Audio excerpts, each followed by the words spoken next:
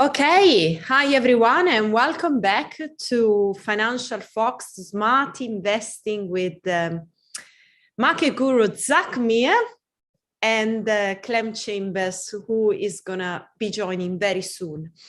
So, Zach, pretty exciting week because I just want to start with talking about your new venture, which is quite impressive, the journey that you have made to get here, bringing something to the market that has got a really unique proposition. So I'm going to let you introduce your venture and also explain where you are as well. Right. It's called Lift Global Ventures. It is the intention to float was released, I think, a couple of days ago. We're raising £2 million to invest in financial media. Financial media means really, I suppose, the areas that I've been involved in for more than 20 years. I used to be a broker in the city in the 90s, so trading futures and options, which some may or may not remember. That was like the crypto of the time, so quite rock and roll in terms of risk and reward in that area. But I was a broker for 10 years, so I know that area and the retail investor market from that, and retail clients and all those sorts of things. And those days there were CFDs, there was a bit of spread betting, and obviously that has exploded in the last 30 years as well. So I'm familiar with trading platforms. So I look at things like crypto trading platforms, Binance and Coinbase and all those things. And reminds me of I suppose, the start of the spread betting and all those things that there was in that time. The idea behind Lift is to be an investor in, as I said, the areas that I've been involved in. So financial websites, trading platforms, PR companies, IR companies, everything, all sort of service providers, and the picks and shovels for the finance industry. And I think that's probably the best summary of what we're going to be doing. You've got your Casapia services, and Clem's got his ADVFN, and just put some target on the table. All those targets. Obviously, as I've mentioned them, they're not going to be they're not going to be the targets. But just to understand that. Just to understand the type of businesses that will be involved. And so it is quite techy. It is quite new economy. But I think that what I'm trying to do is not get into sort of the rocket science area that some tech companies get into. So they get into AI, or they get into a blockchain and things that I don't think many private investors understand. With things like ADVFN, you understand how they make their money. They make their money from advertising. There's revenue. Same with the PR company. So it's really revenue generating new economy businesses where things are hopefully relatively easy to understand, which I think is a big thing. And also that there are a lot of these companies springing up now, social media platforms as well. Exactly. This is what I was going to say, because there is a lot going on, especially in the tech space. For example, how to monetize content, and especially in financial market. I think there is this need of information. So there will be company coming up in the space with a unique tech behind it, or they maybe are already there and they're just transitioning, implementing the tech. So it looks. There might be a company which has a new way of arranging RNSs, so you can see them properly. Maybe it is AI of RNSs, so it looks for you've seen that on the ADVFN, that you can search different words, and they just make it. Basically, I think the main value for most people with financial media and financial sort of markets technology is allowing you to sift through data, to understand data, complicated data, sort of overload of data, and sort of filtering actually data is actually probably the thing that you want to see. So at the same time, in the PR and IR area, there are people who are good at it and people who are not good at it. There are companies that have a little angle which is helpful or to investors, maybe even technical analysis software, things like that. Everything which is in my space, really. So and there are funds which invest on the basis of charting and technical analysis alone. All that sort of stuff. I mean, I was looking the other day because I do obviously love the crypto area. I was looking around to try and find the best website where you can find the micro cryptos, the new hot cryptos, so there's new coin, which is like $0.001. Well, a good way is no, go on, and then I tell you. Yeah, no. So I was looking myself to try and find the place where I can, because on ADVFN you see the risers and the fallers, and that's probably all you need to know for that, or consecutive day gainers or volume leaders and things like that. I was looking for something which did the same for cryptos, and it's a bit of a minefield, and I couldn't really find it. So I can tell you on that. I think a good way to spot like the new or the upcoming gems is to go on CoinGecko. So that will be a good platform for you to look at, because they list all the token and even the one very early stage, and then they have got different sections. So you can see the metaverse section, you can see the NFT collectible section, and you see the one they just been added. And then obviously you will find some names which are crazy, like Shiba Inu Finance or stuff like that you don't want to invest in those, because they just build or put together overnight just to try to just to make some money on a token trade. But there will be also among those, there will be some, they are actually a genuine project, and that I think it is a very good way, because I'm telling you, I used that once with my DeFi pet, which is a play to earn game on Binance Smart Chain, and I got in very early stage. He made I think I made 10 bagger in a couple of months. So there was a good one. So you can find some interesting project. I also find adult content only token, which hasn't got up as I hope to be, but you will have to work with your criteria, with your expertise, and say, right, I think this is actually a good token. But that's a good platform. I think you can perhaps put contact CoinGecko and see if they will be interested in investment. I think is a very, very good website to find the token, as well as CoinMarketCap as well. But I think they are already owned by somebody. But I think the other point there is, because I'm in the business, I interview CEOs and companies all the time. I tend to get knowledge of the new things coming up, and many times over the years, I think 3 or 4 years ago, there was somebody setting up a new website, and they asked me to write for it. I thought, this is great. This is like 2016, something like that.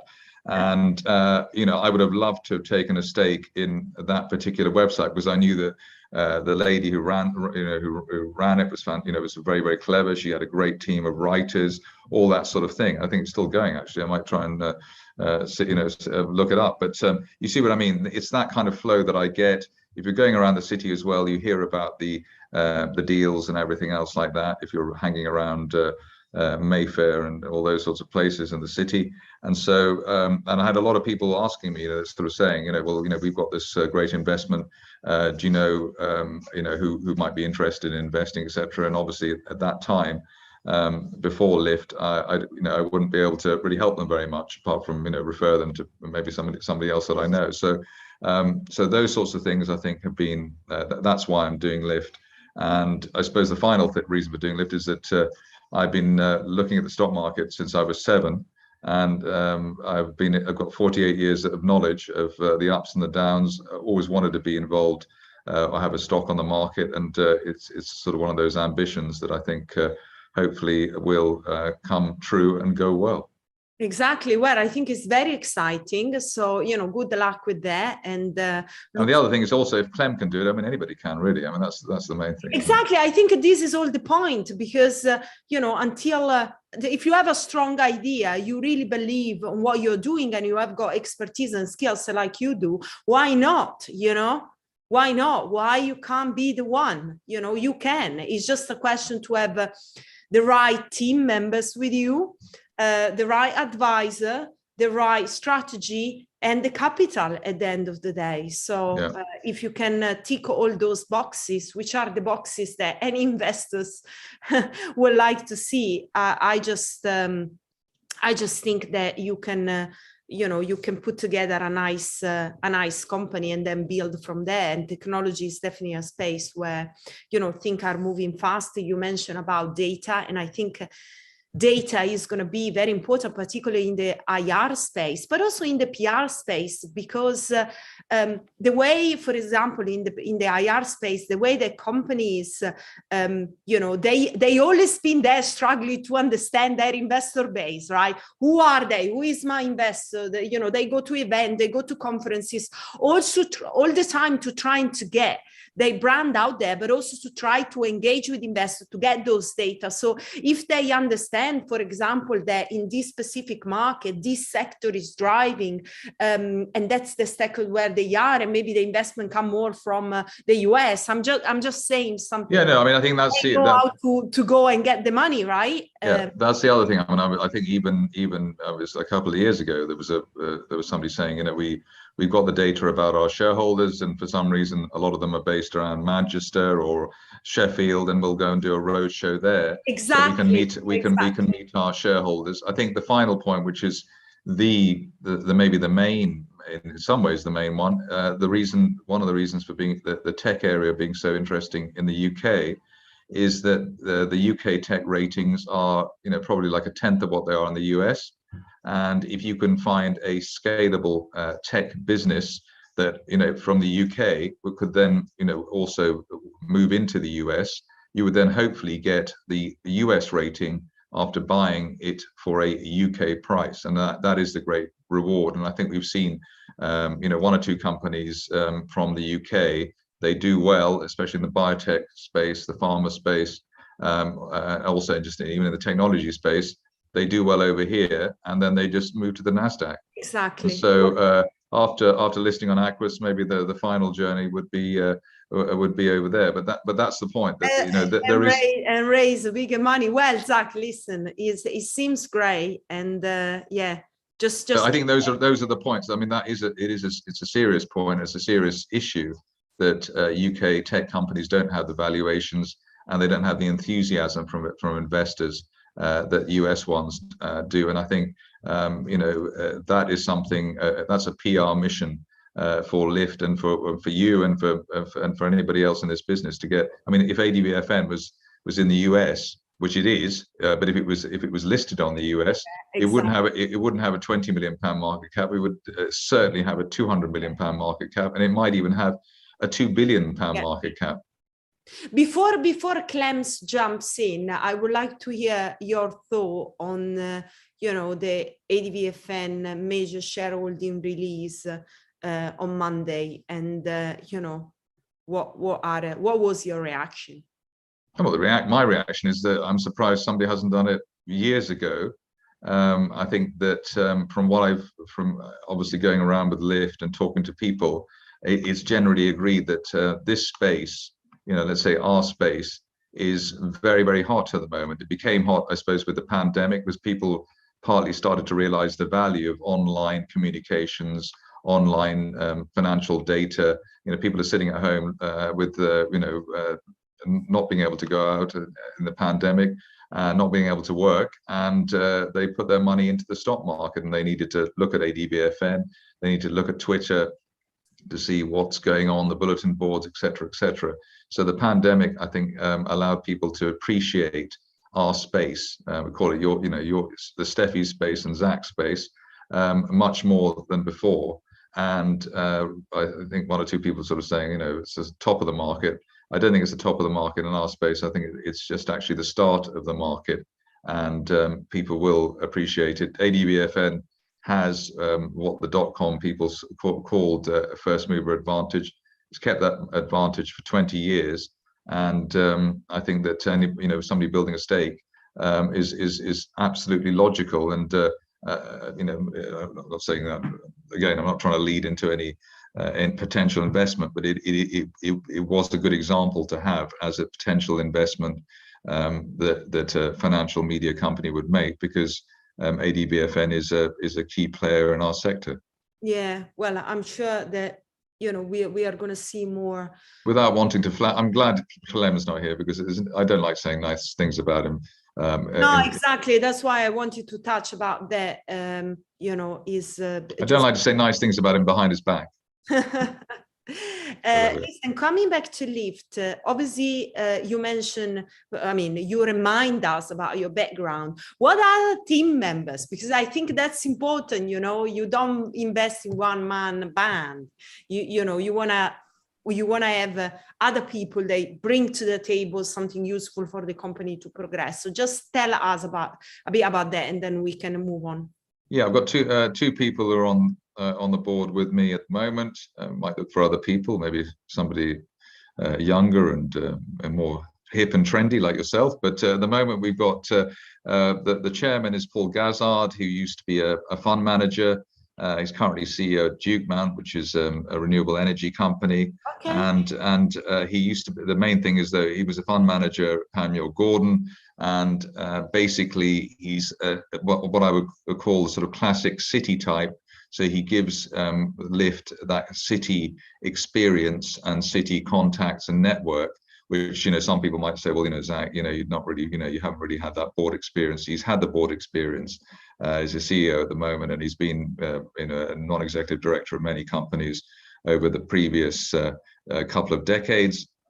The other guy is Tim Daniel, who's Australian. He came over here about 10, 15 years ago. He's got hedge fund experience. He's an accountant.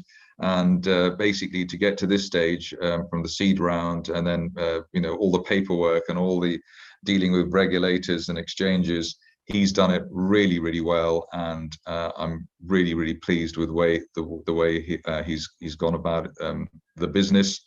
And you know, obviously, we sort of say, you know, couldn't have done it without him, which is obvious. But he's just done everything in a very seamless way, very efficient way.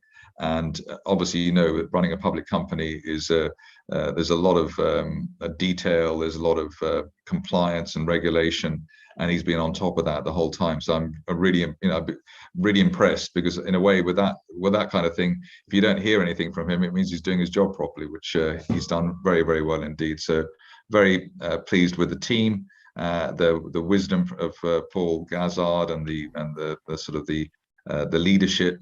And the idea, I suppose, is if I'm CEO, I'm the person who's in the most in the public eye, which I suppose I've been doing for many years on a small scale. I can't actually hear you. That's typical. Hi, Clem. Hi. Okay, Zach, I think that, you know, that's a good start. And then obviously, you know, as you said, you're going to look, you know, after ways to implement the team. But obviously you start, you know, with the minimum, with the people that you really need. There is no point to add the extra overhead when, you know, when you are launching the company. So yes, I've heard that you're not cheap either. So yeah, that's exactly. why we haven't, you know, how much maybe when we get into the FTSE 100, we'll be able to afford you. we didn't talk about how much money are you raising? Yes, 2 million. I did actually say that. Okay. We're raising 2 million, and it's not a lot, but I think that if you with a strategic and sensible investment, you can actually do something with that, especially in our space, as you know, if it's a good idea or a growing business, I think you can at least get to the get started, let's say. I completely agree. You know, a very good investment, or a couple of investment, and then and obviously that will get more traction, and you can always you know, get more money. Okay, sounds great. Is Clem, can you hear us? I can hear you. I pressed the right button in the right order, and it all works.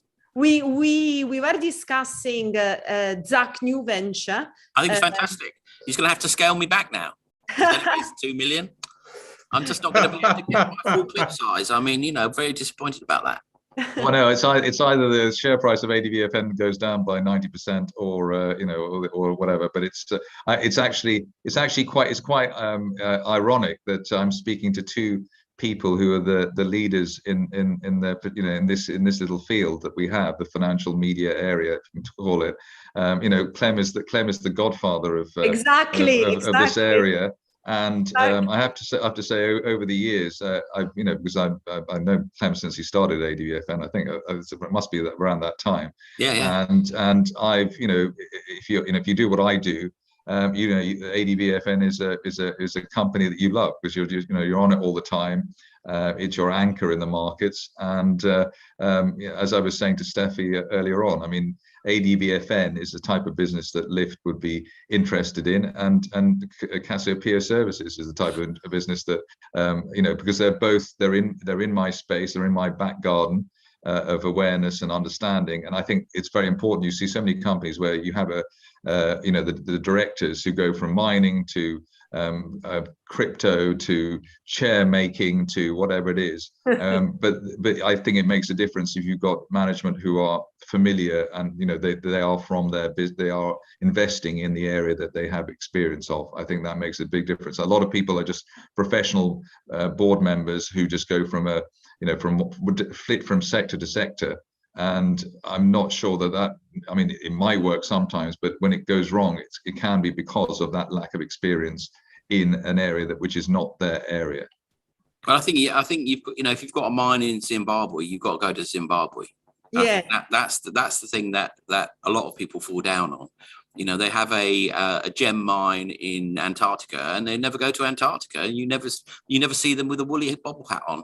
And but you can have an oil and gas man going to a diamond mine in Zimbabwe. I mean, that's the other thing, that you have people who just flip from sector to sector because they say, I'm so well known and I'm so successful and so big. I don't believe that these people actually go. I mean, it must be said, I did meet a oil driller at Cairn.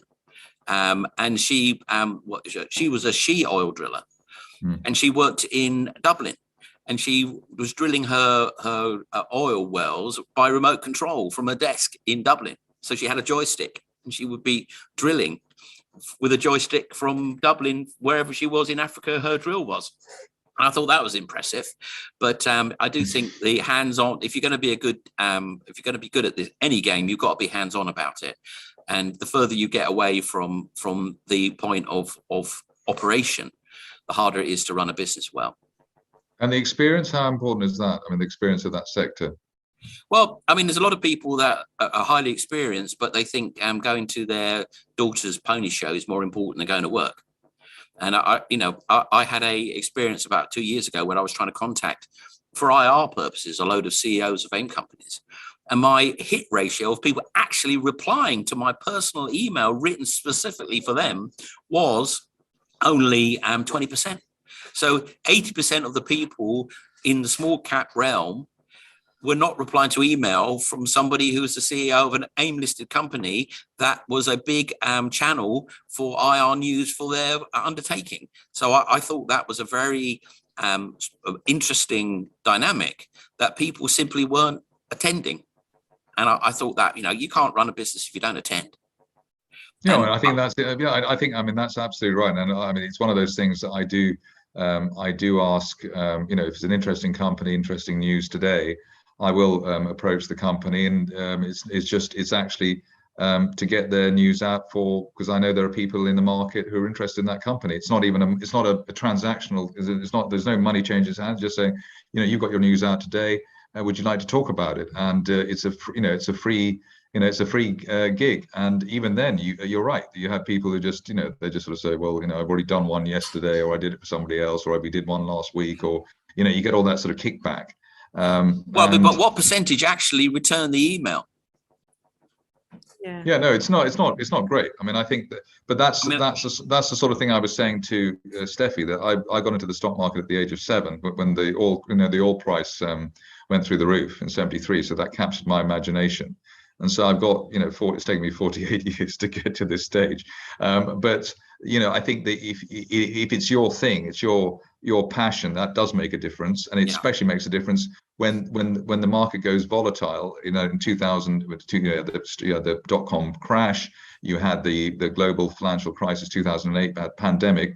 I've spoken to property companies, and actually the people with experience, 30 years plus, they actually have done better after the pandemic, or because of the pandemic, than they would have probably done otherwise, because they had the experience, they knew what to do, they knew when to sell, they knew what to buy, and that makes a big difference to have somebody who's an expert. And it's just, I mean, you're almost bomb-proof then. You're almost bomb-proof. Whereas other people say, I mean, how many RNSs today will say, oh, because of COVID, this happened or that happened, or we didn't get that legal thing, or the Peruvian the Peruvian, the leaves on the line, all that's, I mean, literally 80% of RNSs are of that kind of leaves on the line type thing. Or the government's, there was a company today, Omega Diagnostics. It was very well written, but at the end of the day, it actually said, we're not getting the contract from the government that you were expecting. That was sort of like, you had to read pretty carefully. I didn't actually even notice it until afterwards. And so you have all that sort of spin going on too. And obviously the other idea with that company is people sort of said, well, if they can't make money, a diagnostic company can't make money in the middle of the worst pandemic in history or in living memory, when's it going to make money? And so the share price is down. But that was not even with that news could have been finessed much better than it was. And it should have been flagged ahead of time. So it didn't just come as the rug is pulled out from under everyone's feet. I remember back in the dot-com crash, and there was a telephone company that was going out of business, Telewest, I think it was, certainly not having a great time. Yeah. And I thought, what hell it must be for that CEO to go through a time when, he's next on the block and it's all going pear-shaped. It's going Pete Tong, as they would say. Yeah. It must be hell for him. And I had a meeting there, and I went into the next room next to the CEO's office. And in that hour, I was having a meeting with these people. The peals of laughter and hilarity coming from the CEO's office was amazing. Whoever it was sat there cracking jokes, laughing like a drain.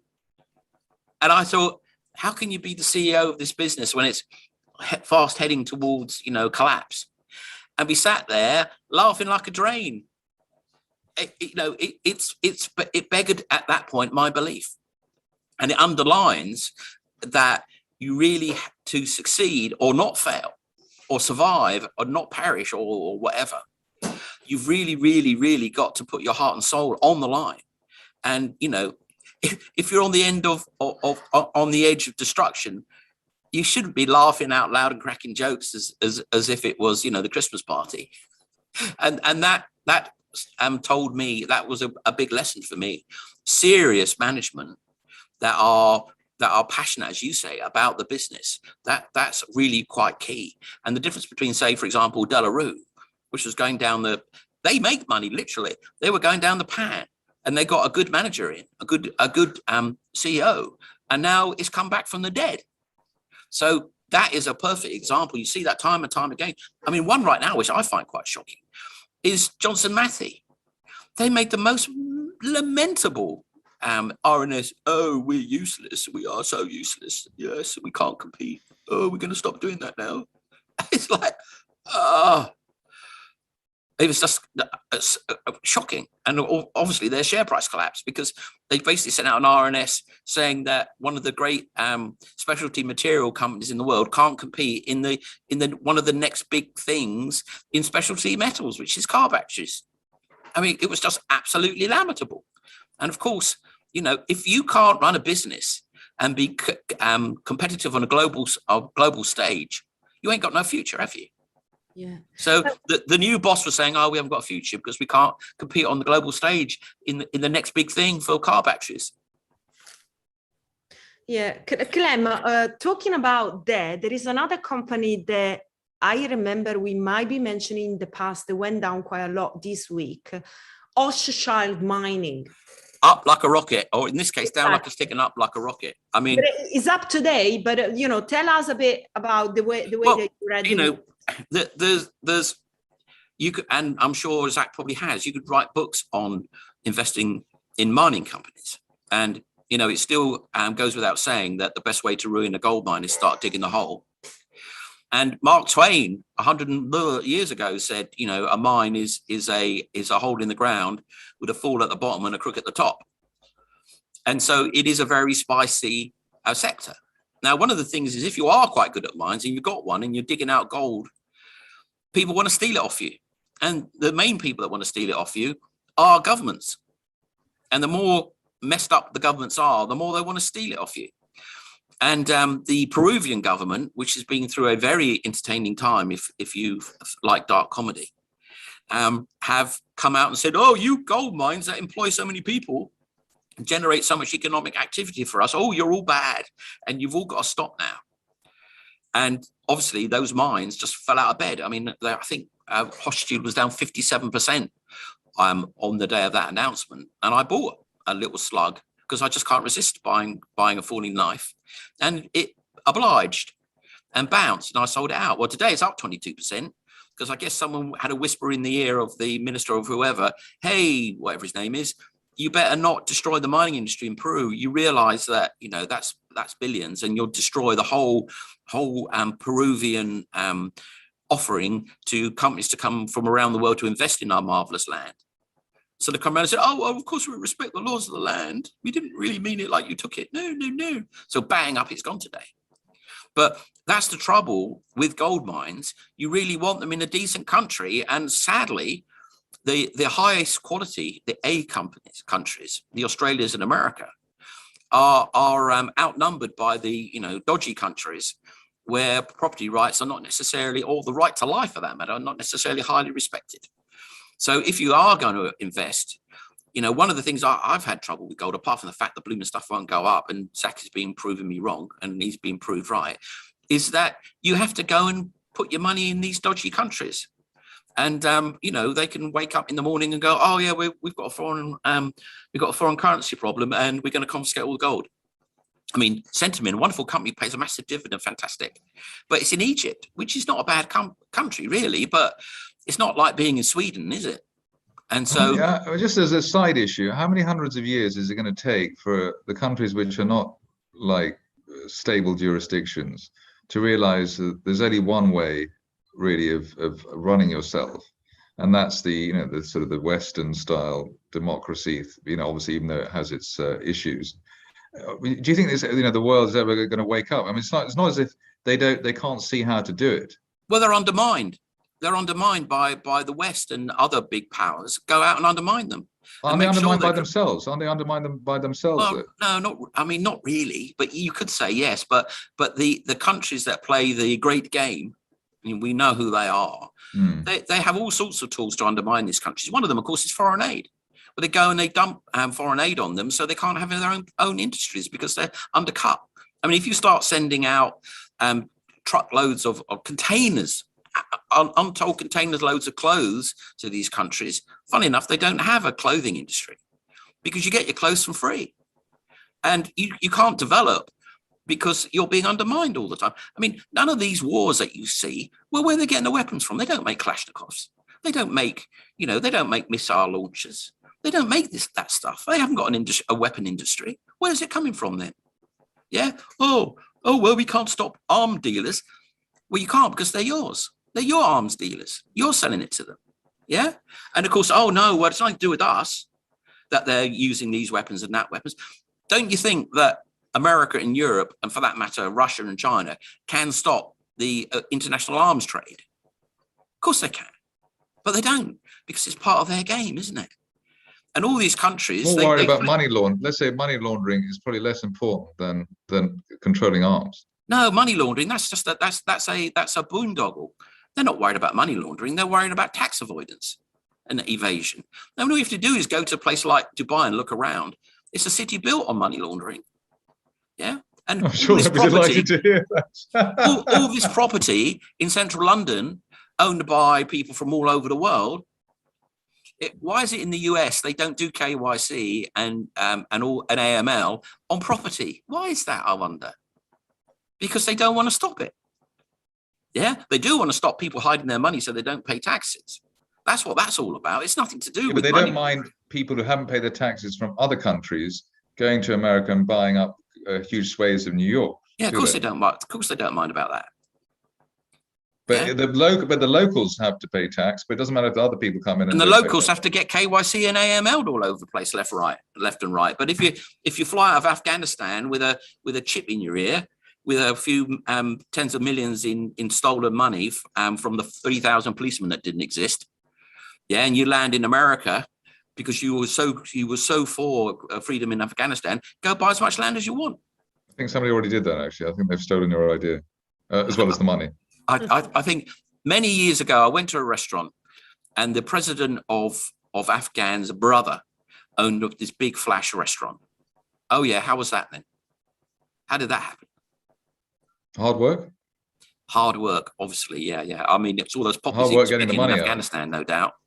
And you know, I remember that I was in a country and looking at some property, and there was a document on the table, and it had the name of a leader, a opposition leader of a country that was in a bit of a mess at the time in Africa. And there he was buying a $3 million villa. And he was the opposition leader. So where exactly is he getting £3 million to buy a villa many thousand miles away from his country, which was in conflict? I mean, you know, that's what undermines these countries. That's why they're run by these people, because it's all part of a really dark policy from all these countries that want to play this geopolitical game that they play, which is it's a disaster, and it's appalling and it's awful. But it's the history of the world going back to the Sumerians. And if only humanity would rise above that sort of putrid behavior, the world would be a better place. Yeah.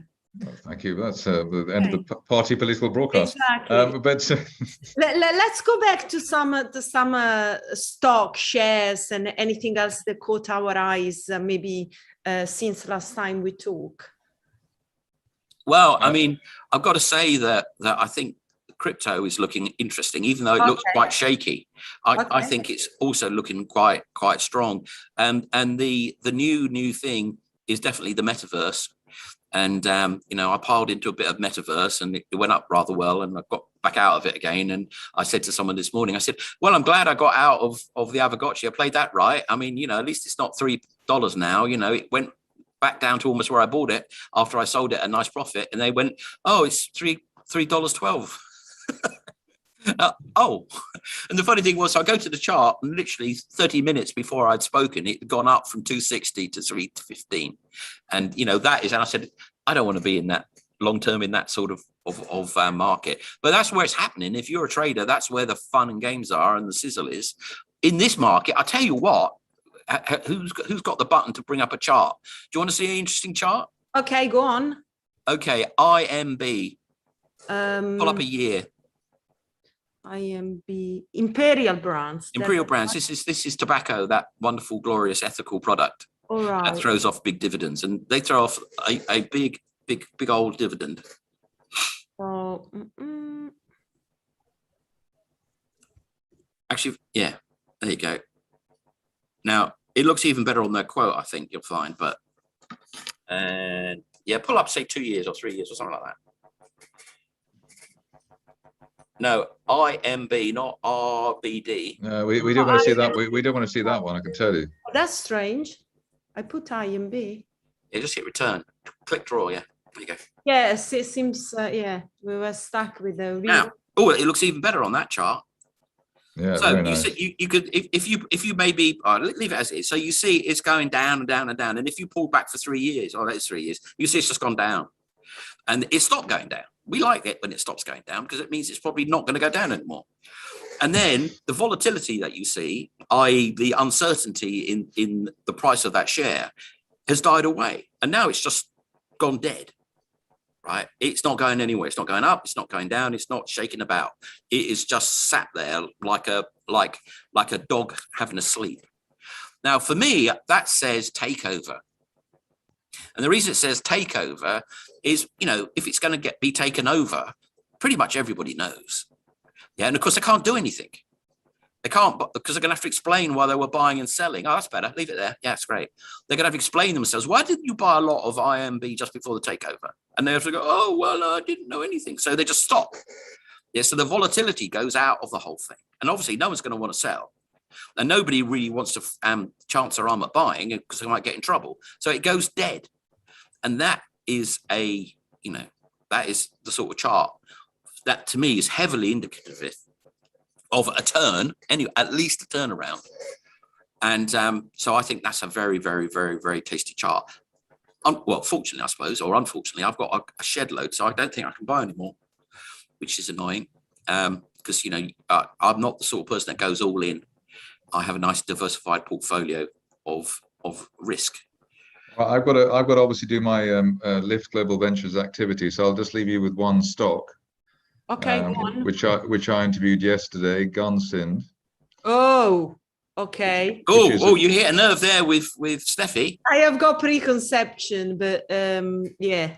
Right. So I'll so just it was a Limitas company, this one, or they turn it around. No, well, I think that there's two things. One is that they announced this week they've swung from a £1 million loss to a £2 million profit. They have £1 million in the bank to spend, which is going to be very nice. The shares, they've had a year of good investments and liquidity events and all that sort of stuff like that. Go back to the financials, Steffi. Yeah. And the shares are now exactly the same as they were last year. So basically, the share prices ignored all the positives of the last year, and I think, and that's the sort of the second thing, that the shares are the same as they were before the turnaround. Swing to one of the best things in our RNS is the swing to profit, as you know, Clem. Yeah, we like that. What do they do? Just general investments, one or two techie investments, but mostly mining. So mostly they've got Rincon Resources, which is Australian mining company, which is listed last December. So they've done well on that. And I think the main thing actually though is the director there, Pete Roos, who I think is sort of youngish guy compared to most, like late 30s. I think he's a very clever guy, investment background, know him very well. And what's the net assets on them? Well, you'll have to see there, I think, at the moment. I think the net, I remember. No, the net assets. The net assets are 6 million, and the current market cap is 5.5 or 5. So net assets 1.4p, and the price is 1. Okay, so it's a 40% uplift on that, and there'll be some sort of crazy spread, yeah. No, I think it's quite liquid, but it's that's the one. I think that's. Bid offer. That is actually. I don't normally go into the fundamentals, if you see what I mean. But in this one, I just thought swing to profit, trading at a discount to NAV, and a bit of cash in the bank. The £1 million there, to a bit of a war chest if they want to do something. But no, they're not like sort of squeaking, or squealing about cash either. And I think as I was sort of relating to Lyft. In a way, Gunsind is now showing you or showing us, how you can do it, how you what getting it right looks like. So I'm quite proud of young Pete Roos and the team there. So it's a good turnaround situation. I should give that a good poke, because if someone's got a good, I'm looking at the bid and offer, going, well, hold on a minute, this is a tiny little AIM company. That bid and offer would be like 20%. Most places, and there is a 5%. It's a pop. It's a well followed stock, so it's got everything. I mean, that's actually, actually, it's sort of better than I thought it would look, if you know what I mean. So that is actually better. So there we are. So that's my dish of the day. Eagle Mountain and Rogue Baron. That's a drinks thing, and we've got all this sort of different bits and bobs. And where mainly they invest. Mostly mining, but they've got a gaming asset there. They've got a drinks, spirits asset there. They've got various bits and pieces. So that's good. I mean, that's a good. They've done. As I said, I think the guy, when I met him, I thought this is a clever guy. That was about a year and 15 months ago, and he's proved to be the case. So well done, Pete. Are all these listed vehicles? Some they're private, I believe. Mostly listed or about to be listed, let's say. Okay. So it's all. So they basically get news flow based. And they tend to buy in the run up to an IPO. So you're not sitting on dead money for years. So that's one of the clever things. I mean, that's sort of one of the things that again a Lyft may be looking to do, that kind of thing, that near to liquidity events. And I think so. As I said, they've done it clever. And well done. Okay, Zach, thank you. So I will head off into the sunset, and thank you very much, people. And congratulations, Zach. Thank you, Clem. Zach, and look forward to hear more. Okay, thank you. Bye. Awesome, Clem. So anything else that you want to share on stocks and shares, and then we can. I mean, I've got to say that I'm kind of starting to kind of drop into the sort of comatose state. I'm not really it's a bit bearish out there in equity land. And it's had a nice little run up, and now it's having a nice little run back down again. And gold did its little dash, which I thought, yeah, of course, this is going to happen. And then it's pulled right back again, which I don't understand. I mean, one should say, if you don't understand what's going on with gold, you shouldn't be in it. And I would take that criticism right now, because I really do not see with inflation at every turn and being further baked into the system for 2 or 3 or 4 years to come, why gold isn't doing so much better. And it isn't. So that's kind of strange. Okay. So basically, you think is fair to say that maybe gold is not going to react? Well, it's going to react. I'm sure of it. I'm sure it won't make any sense that we're going to get, well, the only way it's going to make sense that gold is not going to move from here is if we're going to get deflation. But how the hell is that going to happen? Or that we're going to get austerity? No, we're not going to get that, are we? We're really not going to get any austerity. And the governments of the world are so up to their ears in debt and so up to their ears in the money they've printed. They can't wind that back, because at the end of the day, what the reaction to COVID has punched a 10, 15, 20% hole in private sector GDP. And that is being bridged by printing money. And that's what always happens. So the natural reaction, and all the other commodities are going ape. Yeah. I mean, oil's gone ape, chicken in your supermarket's gone ape, secondhand cars has gone ape. You try eating in a restaurant that was £120 a head before COVID is now £250 a head. Everywhere you look, there's inflation, like wild inflation. And gold, they taught me when I was 5 or 6 years old, is meant to track that. Yeah. Oh, interesting enough, when I actually did track the 70s for gold doesn't always go up in a straight. It doesn't go up in a straight line. It actually comes down and goes sideways for a year or two, and then it goes in big rushes.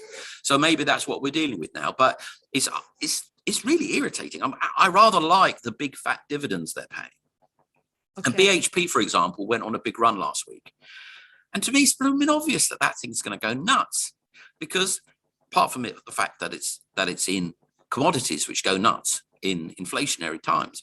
Also, it's going off of the UK bargain basement stock market, and it's going to Australia, where they like a little bit of zip. And on top of that, they're splitting off their oil assets and merging them with Woodside. So the shareholders are going to get 2 shares, 2 different companies focused on their 2 areas. So that's going to naturally rise. So how can you, and it's paying a just ridiculously large dividend. It's like, why wouldn't it really, really run? But it isn't. These things aren't running. And it's quite strange, I find, quite strange. So, maybe I personally feel that the market is running very, very, very slow, is reacting very slow to things.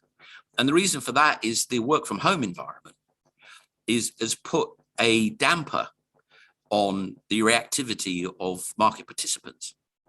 And therefore, the market is so buffered by all this free money that it's also not a market that's highly tuned for price discovery.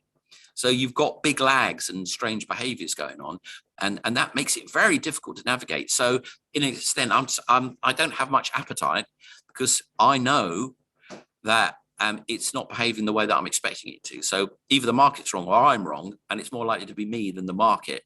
So I'm on the back foot, and I'm a risk off. I'm not really what most people would call risk off, frankly.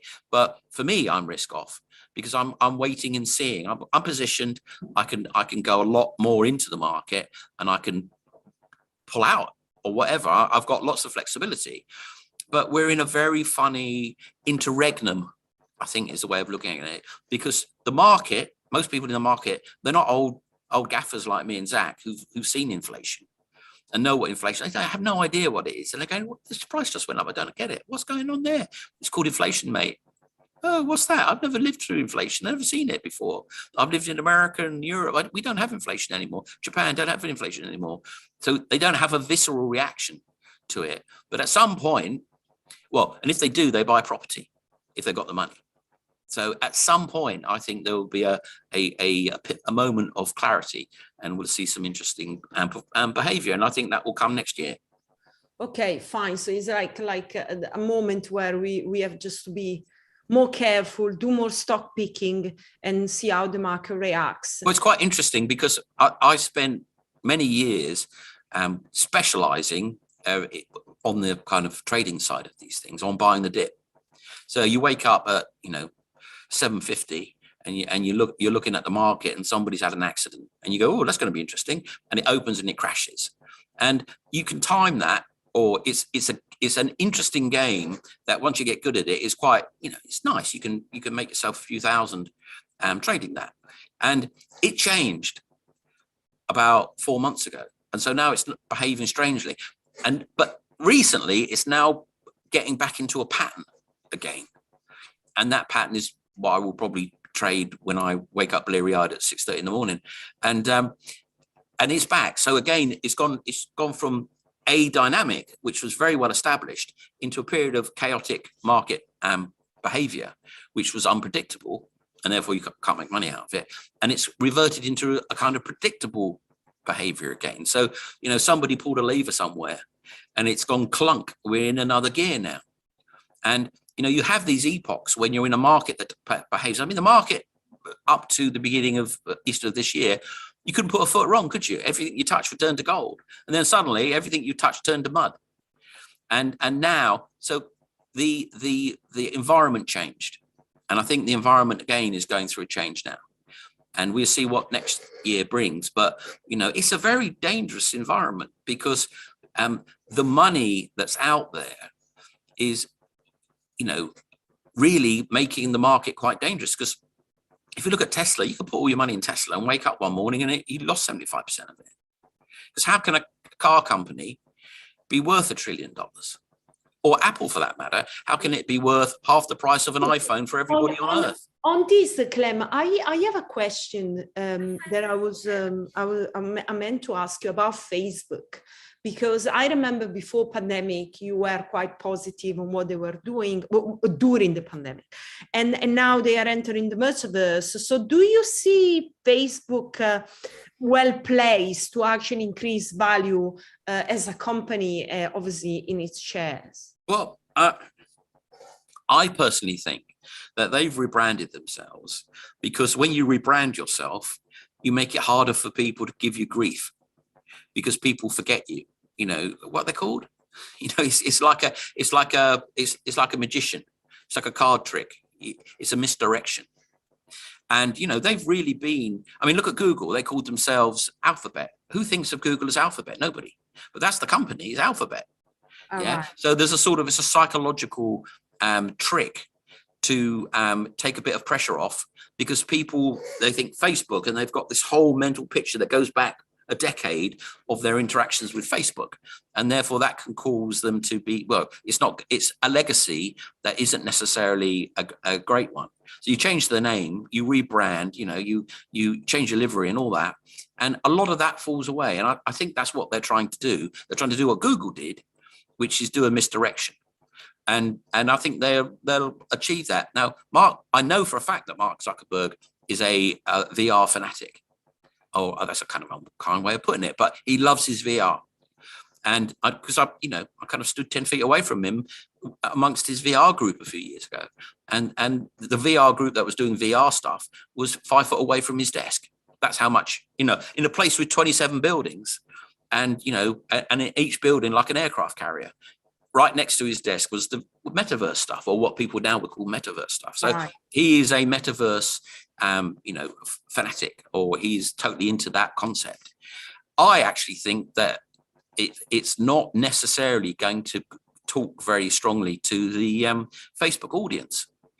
But on the other hand, if he's trying to build yet another something that's an amazing piece of technology that the whole world will embrace and change the world with, then why not? But I think pulling off another Facebook that's not Facebook takes quite a lot of skill. But he did it with Instagram. I mean, Instagram is extremely important. And, he bought that for a ridiculous amount of money and everyone said he was mad. And Instagram is, as important as Facebook now, and a different thing, and a thing that is very, very significant product. So he could do it with the metaverse idea, but I don't think it's going to be player Ready Player One. And that's what you seem to be seeing it as. So let's say that he actually identify, because either he build him himself or he's going to make an acquisition. But outside there, most of the companies or the protocol or the project, they are actually well placed in this metaverse. They are actually decentralized project. So how is actually going to make an acquisition in that space? Well, you just get your checkbook out and buy anything that's not nailed down, or anything that is nailed down. You just go and buy it all up. And, you put them in a bag and shake them up and see who's any good. So, I mean, people like Facebook, they just hire programmers and then they send them home because they take them out of the market. They just buy the resources up with their huge capital advantage. They just buy everything up and see what works. They throw it against the wall and see what sticks. However, the point is, it's a very different market. And VR headsets, I do not believe, are the future. But so-called metaverse, most of it's been being done successfully for a very long time and become very large. I mean, Fortnite is a metaverse. Yeah. You don't Minecraft have to. Is a metaverse. Minecraft, Roblox, all that lot, they're all metaverses. Yeah. And, back Pong, you could call that a metaverse if you want to, if you're playing it 2-player. But it's finding a metaverse environment that has got mainstream scale. Because remember when Facebook came out, or when MySpace or whatever, the early waves of what is now Facebook came out, took nearly a whole generation, nearly took 20 years for it to become the zombie apocalypse that it is now. To have people walking down the street like that, looking at the mobile phone, that took a long time. It took a decade for that to get to the ridiculous levels it's at now. Or perhaps maybe not, maybe it's had its peak. Maybe it's coming down the other side. But to come up with a product that you can walk down the street with and enjoy in the metaverse, that's going to be a challenge. And because it will happen at some point. And it may be AR, not VR, that does it. Because AR, an AR metaverse, that could be pretty compelling. But you've got to be able to have something that consumers of media want, rather than the interactive brigade. Because most people are not interactive. If you want the mainstream, all the interaction you want is that. That's as much interaction as you want, and that's, of course, Facebook, right? Okay, so that's pretty interesting.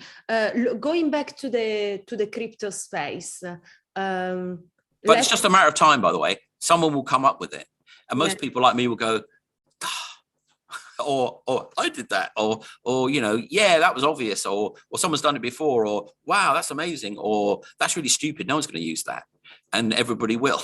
So, but it is coming, it's inevitable, because it's a next level media platform.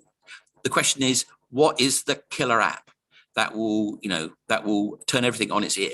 And of course, lots of other people that haven't got that app will also make a ton of money, because they'll be bought out by the clueless companies that want to get in on it, and it'll be a whole bag of nails, Yeah. So going beyond the metaverse, I mean, a space that I'm watching very closely is DAO, and I'm kind of thinking that these will be could be one of the next one. Have you looked into the DAO space or project they are focused on that area? They are developing interesting products.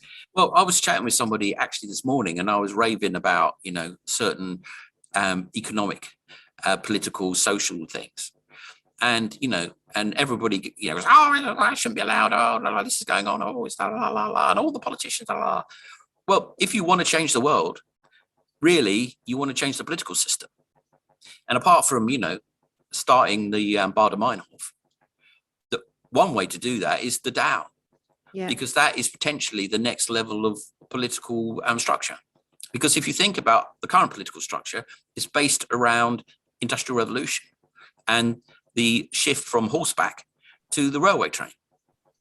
And, the whole meta structure, the metaverse of our politics, are based around old technology. Very old technology, pieces of paper, and being there in person, etc., etc., etc. Well, the moment you go, politics from home, work from home, or whatever, the moment you go digital in your political systems and your political structure, well, it changes entirely, and it will produce a different political world that very difficult from the one we're in now. And of course, the only thing that we understand as a potential system that will work within that are these DAOs that are coming out, because they are pseudo-democratic. Well, when I was a child, I remember thinking, well, there's this, we live in this political world, it's one man, one vote. How about $1, one vote? I thought that was clever, but of course that's called oligarchy. And oligarchy is a very old system of governance. And DAO at the moment is actually an oligarchy, has an oligarchy structure to it, because people vote on how many tokens they have, which is $1, one vote. And back into oligarchy we go. So it's only early times. And there's all sorts of, you could go to a university and there will be miles of political theory for you to trawl through. And, all the 47 shades of anarchy that are out there, and all the 900 shades of socialism, and all the 900 shades of liberals, and all the 1,000 different permutations of monarchy and theocracy and all that stuff. And of course, that has, that will be the ingredients of what will come with the digitalization of politics. And we won't be alive to see it, I wouldn't think, but it begins now. Okay. So it's just, I mean, everything kind of kick off or got more visibility when Constitution DAO they make, they move, and that wasn't actually a project that has got lots of it's got a strong history actually, and it was all over the media. Well, the other thing you have to think about DAOs, governance is not just limited to government. Companies have governance. There's a very big deal at the moment, corporate governance and responsibility and all that. And then, schools have governance, and police forces have governance, and governments have governments, and, fleas have fleas, and add on infinitum. So the actual digitalization of structures of power, and now we're getting off into, really heavy stuff, man, is, of course, the ultimate asset of any society is its governance. So people say, oh, what's the problem with these third world countries? Or, sorry, developing economies? Well, they've got terrible governance. They've got rubbish governments, and their governments are all broken, and, one word is corrupt, but the system of governments is poor and isn't run properly, and they are inhibited dramatically by their system of governments. And one of the big issues right now in the world, which is incredibly important, and most people don't even think about it, is the dialogue between who has the best governance: China, who tell their people what to do or take their kidneys out, or America, where everybody runs around burning down petrol stations when they get upset.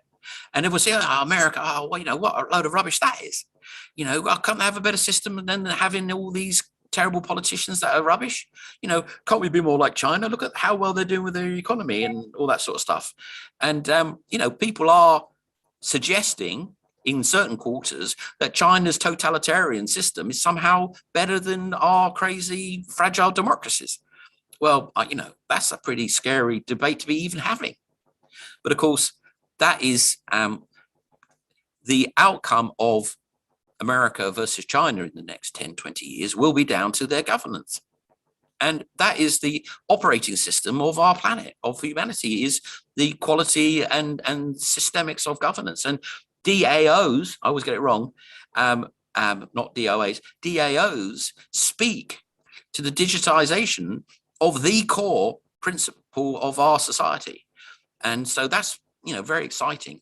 Now, whether that's going to be incredibly lucrative or not is another matter. But if you can provide if you go back in time, the joint stock company, which is, limited PLCs, etc., speaks to the history of the development of technology back in the 1700s. And we're still running around within that dynamic. Well, the corporate structure and meta structure of the joint stock company could certainly do with an update. And DAOs offer a road to that, a new kind of corporate joint stock company with a different structure, more efficiency, better, easier money raising, et cetera, et cetera. We've seen that with ICOs, of course. Huge sums raised out of the blue and not a nomad or stock exchange in sight. And the regulators going, no, stop that. No, please stop it. So you can see how the crypto environment has already dug deeply into the old legacy structure of the joint stock company and is starting to produce a new digitized crypto protected structure for enterprise. Well, that could add huge value to the whole of the global economy. So yeah, it's all very interesting, but I think I'm at the moment looking more at metaverse stuff and what we're doing with our bridges between blockchains, because that's something you put your technology up and then money flows. Exactly. We like money flowing. Yeah, exactly. Okay, Clem, thank you so much. I hope that wasn't too obscure and abstract and crazy. No, I think that was very clear. I think, there is still room to, pick up some really good winners in the metaverse cross-chain interoperability space before trying to pick the next DAO, which they are still kind of springing up. So we're in the situation which people were in the 1950s when they were buying shares in Hewlett-Packard. They've just invented this stuff, and there it is, and it's the 1950s in technology. There's a lifetime, even for young people, of ability to pick massive winners as far as investment goes, because this is a new era, this is a new age that's facilitated by the blockchain. The blockchain is a fundamentally revolutionary technology development and is already turning everything on its head. I mean, you go to not quite so much at the moment, but over the last 2 or 3 years, you go to a conference and they're talking about rock and roll and there's a Q&A and someone stands up saying, what do you think about Bitcoin? Or there's a load of politicians talking about, I don't know, whatever they're talking about, healthcare. Someone stand up and say, what about Bitcoin? Everywhere you go, people stand up about any subject and ask, what about Bitcoin? It has the imagination. It has the brand. It has the technology. And, everything's changing now. Yeah. Slowly, but that will just keep on going in the same way as when the internet first came out. Things change slowly and slowly and slowly. And then 10 years later, you're working in a different environment. Yeah, exactly. Okay, Clem, listen, thank you so much for today. And